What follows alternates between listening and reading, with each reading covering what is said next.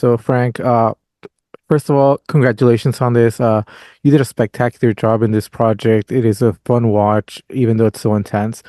Uh, for you, what is it like to get into character movie like this? Um, a great question. It's for me a movie like this is really fun. Um, I love dudes. I know dudes like this. Like I know special forces guys, both still active and retired.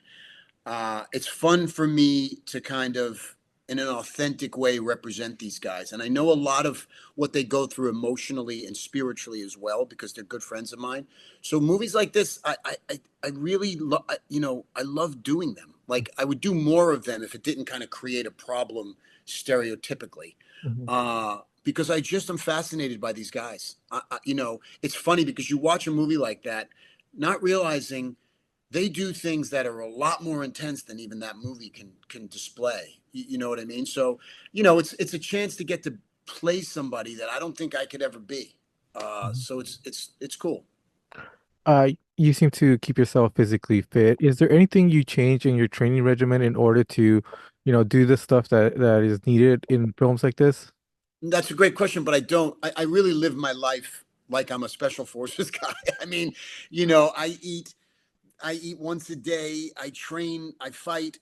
In the mornings. I do strength and conditioning at night. No matter if I'm on a movie or on a show or whatever I'm doing, it never changes. It's my regimen, and I'm real serious about it. And so that's I'm always ready for the fight. Always, I'm always in fight condition, and not for the movies. It's only for myself, but it happens to kind of come together and make a connection.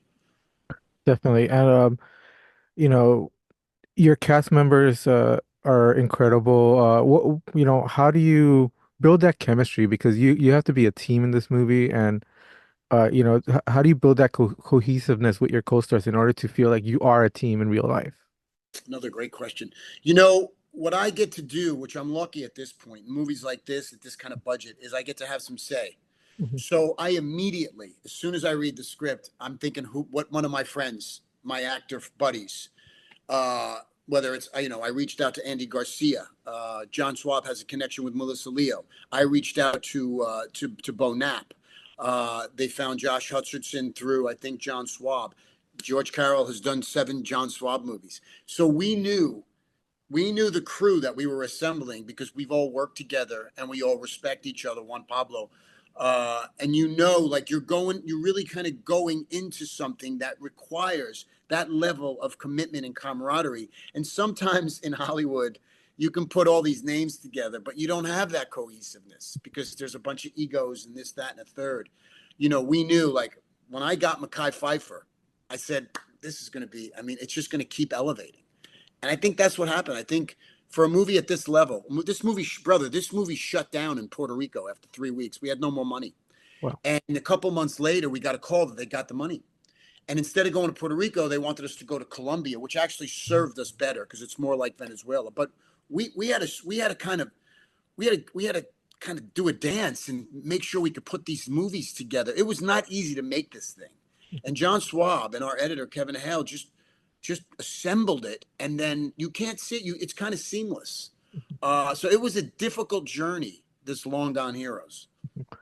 so having a director that's very I guess accepting of the collaborative spirit and very flexible. How important is it to have somebody like that? And how lucky are you to have somebody who's so great at directing? Yeah, it's paramount. I would go to the ends of the earth for John Swab. He's so talented. He's so special. And he's so giving as a director that when he says something, when he gives you direction, there's no question. You're like, I'm doing it. I'm going to try that. At the very least, I'm going to give him what he wants, what he's not seeing. And I trust that guy like he's been making movies for 30 years. And that's what's special about John. He has an old soul quality as a director and a writer, and that is rare. And we're going to be seeing some very special things from John Swab. Definitely. And talking to Juan Pablo, without giving any spoilers, at the end of the movie, he reveals his nickname. He said that you had no idea that was coming. How did that come about for you? Was that reaction? How did you hold laughter from that reaction? I was so kind of, and I didn't want to. I got this rule in acting. Don't deny anything, but don't kind of invent anything. And I think it's in somebody's book too. Um, and so he's telling me this story, and I really did think Guap was his nickname. Hmm. And he's telling me this story, and and I'm listening to him, and I smile, and that's real. Like I'm like, of course, that's this guy would say that. Maybe dying. We don't know if he's dying. We don't know if he dies. Like people survive a lot of things, Yeah. but he wants to stay in his country. He's not leaving his country, and he made me smile. And he made me laugh, and I think that's what the movie needs at that time. It's not your typical action movie where you're kind of lost in the action. It is. There's a lot of things to think about, Mhm. and we ask 2 hours of the audience, and I don't take that light. I make movies for 88 minutes. The movies I make, and so this is 2 hours, and so the story and the characters have to be somewhat strong, and I think you know that's a button that he put on his character that was fantastic. Definitely. Well, congratulations on this project. You're a fantastic actor, and thank you very much for your time. Thank you, brother. Appreciate you.